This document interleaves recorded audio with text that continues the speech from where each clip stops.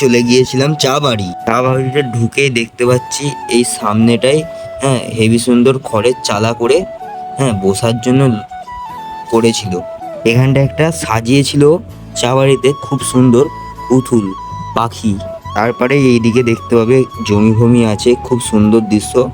এখানে চা খেতেও ভালো লাগবে বসে।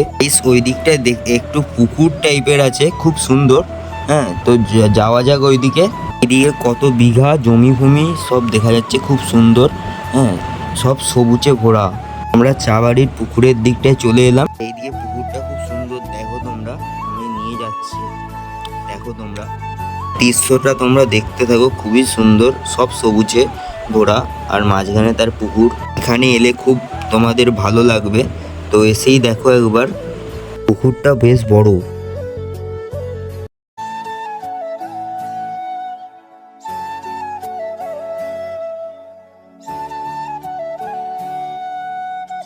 এই সাইডটাই খুব সুন্দর একটা বসার জায়গা করেছে। তোমরা এসে এখানে চাও খেতে পারো, তোমার বন্ধু বা বান্ধবীর দিকে নিয়ে এসে বসতেও পারবে। এখানে তোমরা পরিবারের সহ আসতে পারো। এখানের খাবার একটু টেস্ট করতে পারো, খুবই ভালো। এখানে চা বাড়িতে ঢুকে দেখতে পেলাম এখানে ওল্ড কলকাতা ফুটে তুলেছে। এখানে খুব সুন্দর ছবি বা লেখা ফুটিয়ে তুলেছে খুব সুন্দরভাবে। দেয়ালে লেখা আর ছবিতে ভর্তি।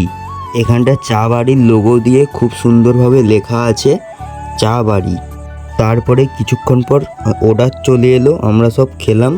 ভিডিওটা এতটাই ভালো লাগলে কমেন্ট, শেয়ার, সাবস্ক্রাইব সব করে দিবে গাইস, আর লাইক দিতে কেউ ভুলবেন।